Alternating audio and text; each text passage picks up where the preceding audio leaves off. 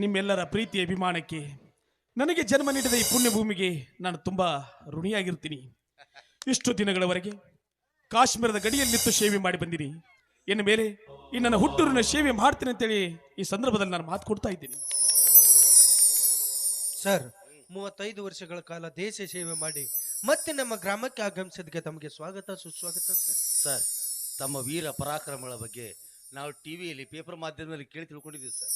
ಏನ್ ಸರ್, ನೀವು ಯುದ್ಧದಲ್ಲಿ ಗೆದ್ದಾಗ ಸರ್ಕಾರ ನಿಮಗೆ ಬಕ್ಷಿಸ್ ರೂಪದಲ್ಲಿ ಹಣ ಕೊಟ್ರೆ ಈ ಹಣ ನನಗೆ ಬೇಡ, ನಮ್ಮೊಂದು ಕುಗ್ರಾಮ ಆದರ್ಶ ಗ್ರಾಮವಾಗಬೇಕು ಅಂತ ಹೇಳಿ ಆ ಹಣವನ್ನೆಲ್ಲ ನಮ್ಮೂರಿಗೆ ಕಳಿಸ್ಬಿಟ್ರಿ ಸರ್. ನೀವು ಕೊಟ್ಟ ಆ ಹಣದಿಂದ ನಮ್ಮೂರಲ್ಲಿ ರೋಡ್ಗಳಿದ್ದಿಲ್ಲ, ರೋಡ್ಗಳಾಯ್ತು. ಆಸ್ಪತ್ರೆ ಇದ್ದಿಲ್ಲ ಸರ್, ಆಸ್ಪತ್ರೆಗಳಾಯ್ತು. ಅದು ಅಲ್ಲದೆ ಎಷ್ಟೋ ಬಡ ಮಕ್ಕಳಿಗೆ ಶಿಕ್ಷಣ ಇದ್ದಿಲ್ಲ ಸರ್. ನೀವು ಕೊಟ್ಟ ಹಣದಿಂದ ಶಿಕ್ಷಣ ಹೊಂದಿದ್ದಾರೆ ಸರ್. 1-2 ಸರ್, ನಿಮ್ಮ ಉಪಕಾರ ಎಷ್ಟು ಸ್ಮರಿಸಿದ್ರು ಕಡಿಮೆ. ಇದಕ್ಕೆಲ್ಲ ತಮ್ಮ ಪ್ರೀತಿ ವಿಶ್ವಾಸ ಅಭಿಮಾನವೇ ಕಾರಣ. ಜಗತ್ತಿನಲ್ಲಿ ಪವಿತ್ರವಾದ ಸ್ಥಳಗಳಂದ್ರೆ 2. ಒಂದು ಅವ್ವನ ಮಡಿಲು, ಇನ್ನೊಂದು ಅಪ್ಪನ ಹೆಗಲು. ಅವ್ವ ನನಗೆ ಮೊದಲು ಜನ್ಮ ನೀಡಿ ಮೊದಲ ಸಂಸ್ಕಾರನ ಕೊಟ್ಟು ಮೊದಲ ಗುರುವಾದಳು. ತಂದೆ ಹೆಗಲ ಮೇಲೆ ಕೂಡಿಸಿಕೊಂಡು ಈ ಪ್ರಪಂಚವನ್ನೆಲ್ಲ ಅರ್ಥ ಮಾಡಿಸಿದ. ಹೆಗಲ ಮೇಲೆ ಕೈ ಹಾಕಿದ ಸ್ನೇಹಿತರು ಆತ್ಮವಿಶ್ವಾಸ ತುಂಬಿದರು. ನನ್ನೂರಿನ ಎಲ್ಲ ಹಿರಿಯರು ಅನುಭವದ ಪಾಠವನ್ನು ಹೇಳಿಕೊಟ್ರು. ನನ್ನೂರಿನ ಶಿಕ್ಷಕರು ಅಕ್ಷರ ಜ್ಞಾನವನ್ನು ಕೊಟ್ಟರು. ನನ್ನ ಶ್ರೀಮತಿ ಸುಮತಿಯವರು 3 ದಶಕಗಳ ಕಾಲ ಈ ಮನೆಯನ್ನು ನಂದಾದೀಪವಾಗಿ ಬಾಳೆ ಬೆಳಗಿದವಳು. ಇವರಿಗೆಲ್ಲರಿಗೆ ನಾನು ತುಂಬಾ ಕೃತಜ್ಞತನಾಗಿದ್ದೇನೆ.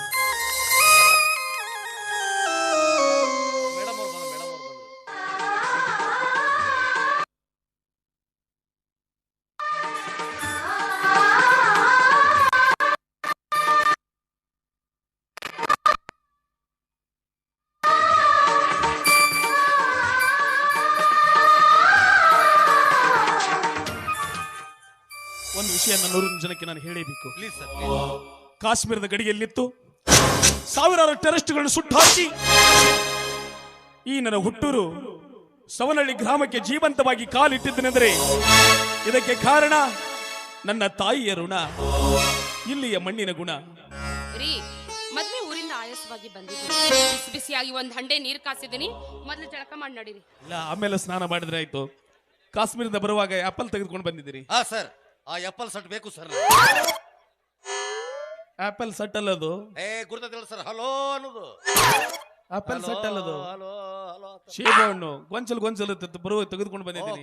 ಗೊಂಚಲ ದ್ರಾಕ್ಷಿ ಅಲ್ಲಲ್ಲಿ ಎಲ್ಲಿದ್ರಿ ಗುಡಿ ಮುಂದಿನ ತೆಂಗಿನಕಾಯಿ ಹೊಡು ಕಲ್ಲು ಆಗೈತ್ ಮಗನ್ ತೆಲಿ ಅನ್ನೋದು. ಗೊಂಚಲ್ಕ್ ಹೋಗ್ಯಾನ ನೋಡಿ. ಸೇಬು ತಿನ್ನೋದು ಕಟ್ ಮಾಡಿ ತಿಂತಾರಲ್ಲ. ಓ ಮೋಸಂಬೆ, ಅವನು ಹಳಸಿಂಬೆ ಮಾರವನ ಅಪರ ಅದೇನ್ ಬೇಡ. ಮತ್ತ ಅವ್ ಇವು ತಂದಿರೇನ್ರಿ? ಏನದು? ಅವ ಆಪಲ್ ಅಲ್ರಿ. ಕಾರ್ಡ್ ಕೊಡ್ರ ಕಾರ್ಡ್ ಸರ್. ಮಾತಾಡಕತ್ರಿ ಚಂದದ್ದು ಮಾತು. ಇನ್ನೊಂದೆರಡು ಮಾತಾಡ್ರಿ. ಇಲ್ಲ, ಕಾರ್ಡ್ ಬೇಕಂತ ಅವನಿಗೆ ಯಾವತ್ತು. ಹಾ ನೋಡು, ತಿಂತ ಮಾತಾಡೋಣ. ಹಾಗೆ ತಿಂತ ಮಾತಾಡೋಣ ಬಲಿ ಸರ್. ಅವರಿಗೆಲ್ಲ ನಾನು ಹೋಳಿಗೆ ಮಾಡಿಟ್ಟಿದ್ದೀನಿ. ಹೋಳಿಗೆನ ಅಂದ್ರೆ ನಾವೆಲ್ಲರೂ ತಿಂತ ಮಾತಾಡೋಣ. ತಿಂತ ಮಾತಾಡ. ಮಹೇಂದ್ರ ಬಂದೇ ಬಿಟ್ಟ. ಯಾರ ಪಟಾಕಿ ಬಂದ್ರಿ? ನನ್ನ ಮಗ ಮಹೇಂದ್ರ. ಸರಿ ಮಹೇಂದ್ರ ಬರೋರು ಗಾಡಿ ಬಂದ ಬ್ರೇಕ್ ಬಡದಾಗ ನೋಡಿ ಏನ್ ಸರ್ ನೀವು ಎಂತ ಮಗನ ಜನ್ಮ ಕೊಟ್ಬಿಟ್ರಿ ಸರ್.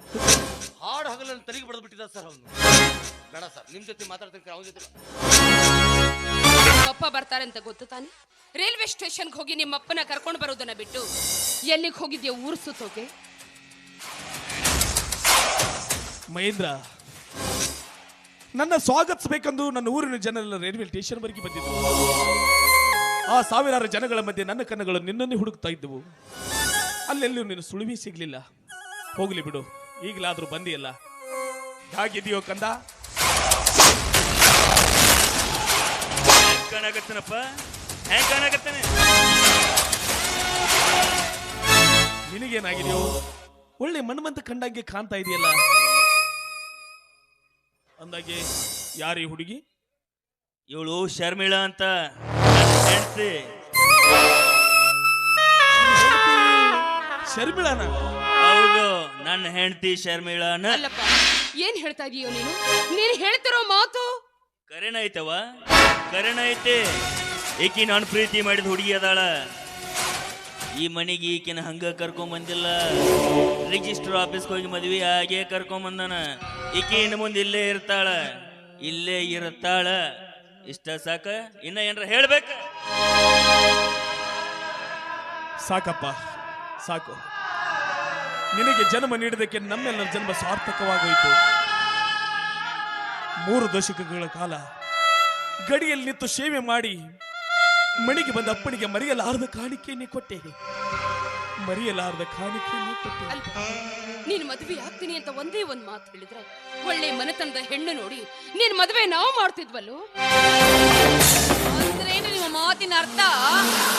ನಾನು ಲಜ್ಜೆಗೆಟ್ಟವಳು, ನೀತಿಗೆಟ್ಟವಳು, ಬೀದಿ ಬಿಕಾರಿ ಅಂತ ಈ ರೀತಿ ಮಾತನಾಡ್ತಾ ಇದ್ದೀರಾ?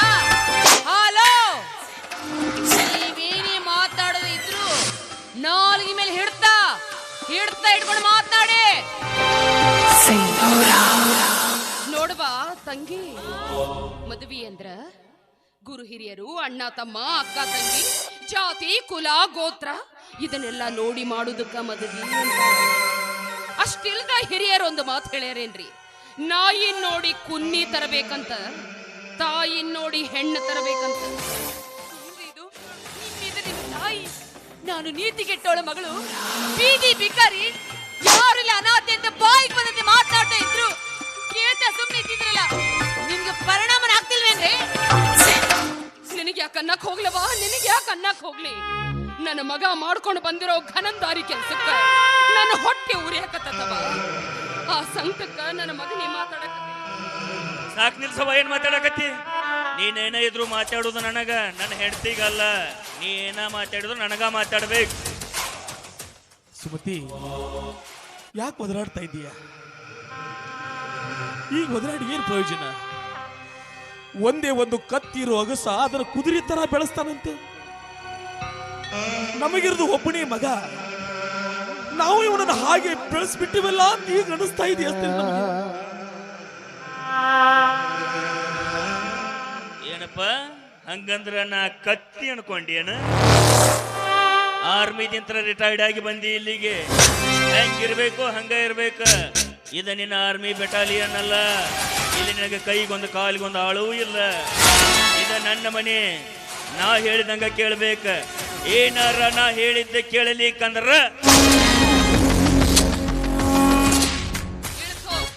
ಇಳಿಸೋ ಕೈನ. ಯಾರ ಮೇಲೆ ಕೈ ಮಾಡಕತ್ತೀಯೋ? ಇವರಂದ್ರ ಯಾರು ಅಂತ ತಿಳಿದಿ? ಈ ಮನೆ ದೇವ್ರು ಅಲ್ಲಪ್ಪ, ಈ ದೇಶಕ್ಕ ದೇವ್ರು. ಇವತ್ತು ನೀವೇನಾರ ಕೈಯಾಗ ಮೊಬೈಲ್ ಹಿಡ್ಕೊಂಡು ಚೈನಿ ಮಾಡ್ಕೊಂಡು ಇಂಥ ಹುಡುಗಿಯರ ಸೀರೆ ಸೆರಗ್ ಹಿಡ್ಕೊಂಡು ಸುತ್ತಾಡಕತ್ತೀರಿ ಅಂದ್ರ ಅದಕ್ಕ ಕಾರಣೀಭೂತನ ಇಂಥ ಯೋಧರು. ಮನೆ ಮಠ ಹೆಂಡತಿ ಮಕ್ಕಳು ಎಲ್ಲಾರನ್ನೂ ಬಿಟ್ಟು ಚಳಿ ಗಾಳಿ ಮಳೆ ಏನನ್ನೂ ಲೆಕ್ಕಿಸ್ತ ತಮ್ಮ ಜೀವದ ಮ್ಯಾಲಿನ ಹಂಗು ತೊರೆದು ನಮ್ಮ ದೇಶದ ಗಡಿ ಕಾಯ್ತಾನಲ್ಲ ಯೋಧ. ಇಂಥ ನನ್ನ ದೇವರಿಗೆ ಎದುರುತ್ತರ ಕೊಡ್ತೀಯ? ತಪ್ಪಾಯ್ತು ಅಂತ ಇವರ ಕಾಲಿಗೆ ಬಿದ್ದು ಕ್ಷಮೆ ಕೇಳು. ಸುಮತಿ, ಮಕ್ಕಳನ್ನ ಹೇಗೆ ಬೆಳೆಸಬೇಕು ಅಂತ ಹಿರಿಯರಿಗೆ ಗೊತ್ತಿರಬೇಕು. ಒಬ್ಬನೇ ಮಗ ಅಂತ ಅವನಿಗೆ ಕಷ್ಟ ಕೊಡದೆ ಅವನು ಇಷ್ಟದಂತೆ ಬೆಳೆಸಿಬಿಟ್ಟಿವಲ್ಲ, ಅದರ ಪ್ರತಿಫಲ ಇದು. ಮಕ್ಕಳಿಗೆ ಶಾಲೆ ಕಲಿಸಬೇಕು ನಿಜ, ಅದರ ಜೊತೆಗೆ ಸಂಸ್ಕಾರ ಕಲಿಸಬೇಕು, ದುಡ್ಡಿನ ಬೆಲೆ ತಿಳಿಸ್ಕೊಡ್ಬೇಕು. ಅಂದಾಗ ಮಾತ್ರ ಜನ್ಮ ಸಾರ್ಥಕವಾಗುತ್ತದೆ.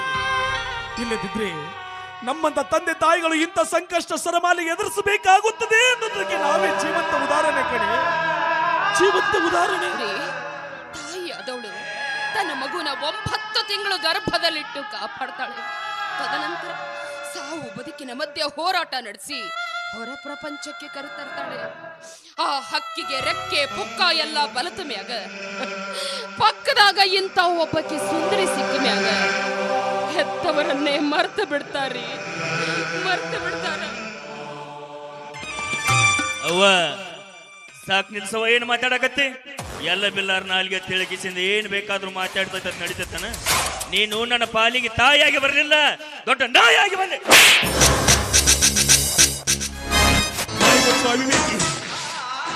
9 ತಿಂಗಳ ಹೆತ್ತು ಹೊತ್ತು ಎದೆ ಹಾಲು ಕುಡಿಸಿ ಜೋಪಾನ ಮಾಡಿದ ತಾಯಿ ಬಗ್ಗೆ ಇಷ್ಟೊಂದು ಕೀಳಾಗಿ ಮಾತಾಡ್ತಾ ಇದೀಯ ನೀನು.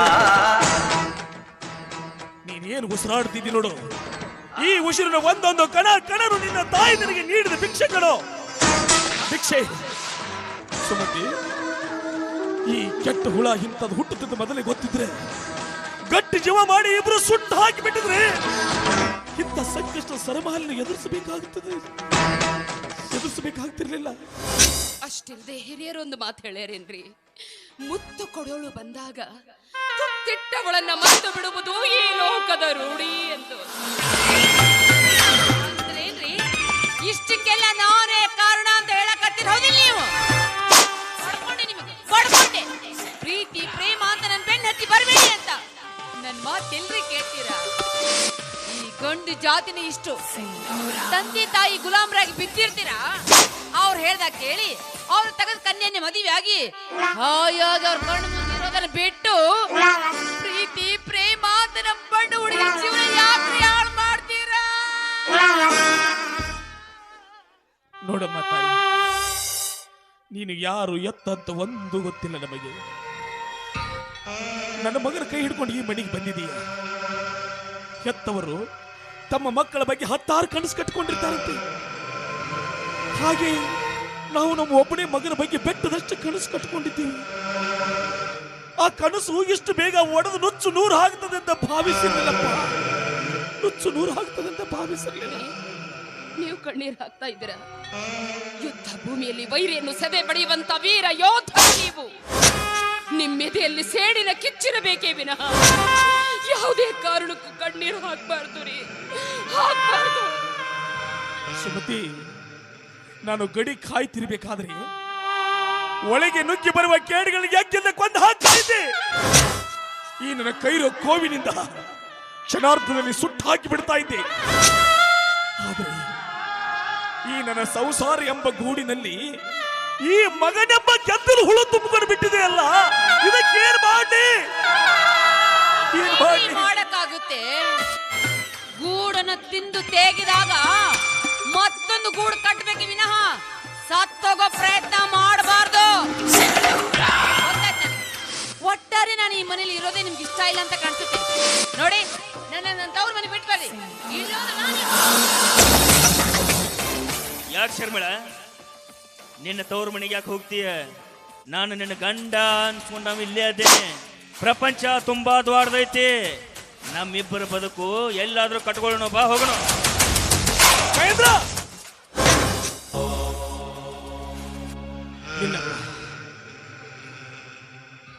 ಏನಂದೆ ನೀನು? ಎಲ್ಲಾದ್ರೂ ಹೋಗಿ ಸ್ವಚ್ಛಂದವಾಗಿ ದೂರ ಹೋಗಿ ಬದುಕಬೇಕಂತ ಬಯಸ್ತಾ ಇದ್ದೀಯಾ? ನಿಜ ಕಣೋ. ಹೆತ್ತವರು ರೆಕ್ಕೆ ಬಲಿತ ಮೇಲೆ ಮಕ್ಕಳು ತಾಯಿ ಗೂಡು ಬಿಟ್ಟನ್ನು ಹಾರಿ ಹೋಗುವುದು ಸಹಜ. ನೀನು ಪ್ರಾಣಿ ಪಕ್ಷಿ ಅಲ್ಲ, ಕಾಡು ಮೃಗ ಅಲ್ಲ. ನಮ್ಮಿಬ್ಬರ ರಕ್ತವನ್ನು ಹಚ್ಚಿಕೊಂಡು ಹುಟ್ಟಿದ ಕರಳಿನ ಕುಡಿ ನೀನು. ಕರಳಿನ ಕುಡಿ. ನೋಡು ಮಹೇಂದ್ರ, ಒಂದೇ ಒಂದು ಸಲ ನೆನಪು ಮಾಡ್ಕೋರು. ಮನುಷ್ಯನಾದ ಮೇಲೆ ನನಗೆ ಮಾನವೀಯತೆ ಬೇಡೇನು? ನೀನು ಚಿಕ್ಕವನಿದ್ದಾಗ ಆಡಿ ಬೆಳೆದದ್ದು ಇದೇ ಮನೆಯಲ್ಲಿ. ಪುಟ್ಟ ಪುಟ್ಟ ಹೆಜ್ಜೆಯನ್ನಿಟ್ಟು ತೊಟ್ಟಿಲಲ್ಲಿ ನಿದ್ದೆಗೆಟ್ಟು ನೀನು ಸಿಟ್ಟು ಬಂದು ಅಳ್ತಾ ಇರಬೇಕಾದ್ರೆ ನಿನ್ನ ಜೋಗಳ ಪಾಡಿ ನಿನ್ನ ಸಮಾಧಾನ ಮಾಡಿ ಮಲಗಿಸಿದ್ದು ಇದೇ ಮನೆಯಲ್ಲಿ. ಈ ನನ್ನ ಕನಸಿನ ಸ್ವರ್ಗದಂತ ಮನೆಗೆ ಸಿಟ್ಟಿನ ಬರದಲ್ಲಿ ಹಾಳಾದ ಮನೆ ಅಂತ ಹೆಸರಿಟ್ಟು ಹೋಗ್ಬೇಡ. ನೋಡಮ್ಮ ತಾಯಿ, ಗುತ್ತು ಗೊರಿಯಿಂದಲೂ ಈ ನನ್ನ ಮಗನ ಕೈ ಹಿಡ್ಕೊಂಡು ಈ ಮನೆಗೆ ಬಂದಿದೀಯ. ಈ ನನ್ನ ಮನೆಯ ಸೊಸೆ ಎಂದು ನಿನ್ನನ್ನು ಒಪ್ಕೊಳ್ತಾ ಇದ್ದೀನಿ. ಈ ಮನೆಯನ್ನು ನಂದಾದೀಪವಾಗಿ ಬಾಳಿಗೆ ಬೆಳಬೇಕಾದ್ದು ನಿನ್ನ ಧರ್ಮ. ಏ ಮಹೇಂದ್ರ, ಈಗಲಾದ್ರೂ ಸಂತೋಷವಾಯ್ತೇನೋ? ನಿನ್ನ ಹೆಂಡತಿನ ಕರ್ಕೊಂಡು ನೀನು ಒಳಗೆ ನಡಿ.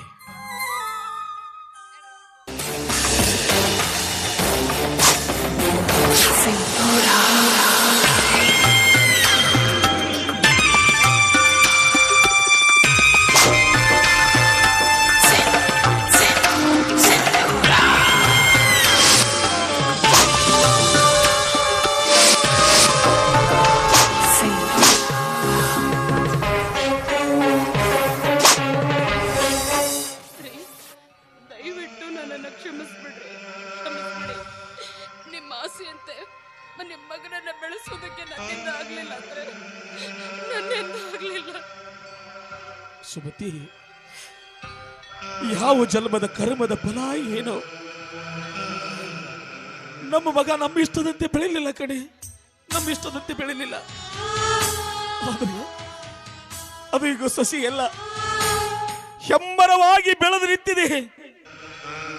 ಸಸಿ ಇದ್ದಾಗ ಬಾಗಿದ ಮರ ಹೆಮ್ಮರವಾದ ಮೇಲೆ ಬಾಗುವುದೇನೆ. ತಂಪನ್ನು ಆಶ್ರಯಿಸಿ ಬಂದವರಿಗೆ ತಂಪನ್ನು ಹೇರಿತಾ ಇಲ್ಲ, ಹಸಿದು ಬಂದವರಿಗೆ ಹಣ್ಣು ಕೊಡ್ತಾ ಇಲ್ಲ. ಇದೊಂದು ಬೃಹದಾಕಾರವಾಗಿ ಬೆಳೆದು ನಿಂತ ಬರುಡು ಮರ ಕಣೆ, ಬರುಡು ಮರ. ಒಟ್ಟಿನಲ್ಲಿ ನಮ್ಮಿಷ್ಟದಂತೆ ನಮ್ಮ ಮಗ ಬೆಳಿಲಿಲ್ಲ. ನೋಡೋಣ, ಆ ಭಗವಂತನ ತೋರು ದಾರಿಯಲ್ಲಿ ನಡೀತಿರುವ ಯಾತ್ರಿಕರಷ್ಟೇ ನಾವು. ಅವನು ಹೇಗೆ ದಾರಿ ತೋರಿಸ್ತಾನೋ ಹಾಗೆ ಜೀವನ ಸಾಗಿಸಿದ್ರಾಯ್ತು. ಯಾವುದಕ್ಕೂ ಚಿಂತೆ ಮಾಡಬೇಡ. ನಡಿ. ಆದ್ಮೇಲೆ ಹಣ ಬಂದಿರ್ಬೇಕಲ್ವಾ? ಬಂದಿದೆ. ಅಲ್ಲಪ್ಪ, ನಿಮ್ಮಪ್ಪ ರಿಟೈರ್ಡ್ ಆಗಿ ಊರಿಂದ ಇವತ್ತಾನೇ ಬಂದಿದ್ದಾರೆ. ನಿನ್ ಕೈ ಮುಗಿತೀನೋ, ಇವತ್ತೊಂದು ದಿನ ಸುಮ್ಮನಿದ್ಬಿಡು. ಹಾ ಅಪ್ಪ, ಆರ್ಮಿಯಿಂದ ರಿಟೈರ್ಡ್ ಆಗಿಂದ ಬಂದ ಹಣ ಎಷ್ಟದು? ಗ್ರಾಚ್ಯುಟಿ, ಪೇಪು, ಸೆವೆಂತ್ ಪಗಾರ ಸೇರಿ ಒಂದು 51 ಲಕ್ಷ ಬಂದಿದೆಯಪ್ಪ. ಹಣ ನನಗೆ ಬೇಕಾಗಿತ್ತದು. ಅಷ್ಟೊಂದು ಹಣ ನಿನಗೆ ಬೇಕಾಗಿದೆಯಾ? ನಾನು ನನ್ನ ಸ್ನೇಹಿತ ಕೂಡಿ ಒಂದು ಬಿಸ್ನೆಸ್ ಮಾಡ್ತಾ ಇದ್ವಿ. ಒಳ್ಳೇದು. ನ್ಯಾಯ ಸಮ್ಮತವಾಗಿ ಇನ್ನಿಲ್ಲ ನಾಳೆ ಹಣ ನಿನಗೆ ಸೇರ್ಬೇಕಲ್ಲ, ಕೊಡ್ತೀನಿ ಕಂದ. ಆದ್ರೆ ಆ ಹಣ ಹೇಗೆ ಬಂದಿದೆ ಎಂದು ನಿನಗೆ ಮನವರಿಕೆ ಆಗಬೇಕಲ್ಲ. ಕಾಶ್ಮೀರದ ಗಡಿಯಲ್ಲಿ ನಿಂತು 24 ಗಂಟೆಗಳ ಕಾಲ ಕಣ್ಣಲ್ಲಿ ಎಣ್ಣೆ ಬಿಟ್ಟುಕೊಂಡು, ಸರ್ಕಾರ ಕೊಟ್ಟ ಬಟ್ಟೆಯನ್ನು ತೊಟ್ಟುಕೊಂಡು, ಅವರು ಹಾಕಿದ ಅನ್ನವನ್ನು ತಿಂದು ನಿನಗಾಗಿ ಉಳಿಸಿ ಗಳಿಸಿ ತಂದ ಹಣ ಕಣವದು. ಗಡಿ ಕಾಯ್ತಿರ್ಬೇಕಾದ್ರೆ ಸ್ನೇಹಿತರೆಲ್ಲ ಮೋಜು ಮಸ್ತಿ ಮಾಡಿ ಹಣವನ್ನೆಲ್ಲ ನೀರಿನಾಗಿ ಖರ್ಚು ಮಾಡ್ತಿರ್ಬೇಕಾದ್ರೆ ಯಾವುದೇ ನನ್ನ ಬಾಯಿ ಚಪಲಕ್ಕೆ ಆಸ್ಪದ ಕೊಡದೆ ನಿನ್ನ ಭವಿಷ್ಯಕ್ಕಾಗಿ ಉಳಿಸಿ ಗಳಿಸಿ ತಂದ ಹಣ ಕಣವದು. ರಜಾ ದಿನಗಳಲ್ಲಿ ಊರಿಗೆ ಬಂದು ಗಂಡ ಹೆಂಡರು ಸಂತೋಷವಾಗಿ ಕಾಲ ಕಳೆಯಬೇಕಾದ ರಜಾ ದಿನಗಳನ್ನೆಲ್ಲ ಸರ್ಕಾರಕ್ಕೆ ಮಾರಿಕೊಂಡು ನನ್ನ ಸೇವಾವಧಿ ಮುಗಿಯುವವರೆಗೆ ಅಲ್ಲೇ ಸೇವೆ ಸಲ್ಲಿಸಿ ನಿನಗಾಗಿ ಗಳಿಸಿ ತಂದ ಹಣ ಕಣ ಅದು. ಕೊಡ್ತೀನಿ ಕಂದ, ನಿನಗೆ ಕೊಡ್ಲಾರ್ದೆ ಮತ್ತೆ ಯಾರಿಗೆ ಕೊಡ್ಲಿ ಹೇಳಿ ನೋಡೋಣ.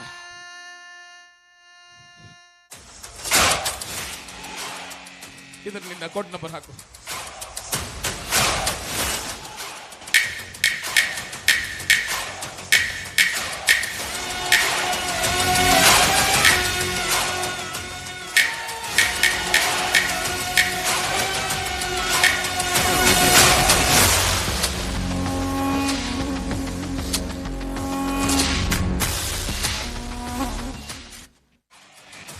ಈಗಲಾದ್ರೂ ಸಂತೋಷ ಆಯ್ತು ತಾನೆ? ತುಂಬಾ ಸಂತೋಷ ಆಯ್ತಪ್ಪಾಜಿ. ಒಂದು ಮಾತು, ದುಡ್ಡು ದಾರಿ ಅಂತ ಅಡ್ಡ ದಾರಿ ಹಿಡಿ ಕೊಡ್ದು ಏನೇ ಬಿಸ್ನೆಸ್ ಮಾಡು, ನ್ಯಾಯ ಸಮ್ಮತವಾಗಿ ಮಾಡು. ಏನ್ ಹೇಳ್ತಾ ಇದ್ದೀನಿ, ಈ ಹಣನ ಹೆಂಗ್ ಬಳಸ್ಬೇಕು ಹೆಂಗಿಲ್ಲ ಅನ್ನೋದು ನನಗೆ ಚೆನ್ನಾಗಿ ಗೊತ್ತು. ಹಣ ಕೊಟ್ಟಾಯ್ತಲ್ಲ, ಬರ್ತೇನೆ.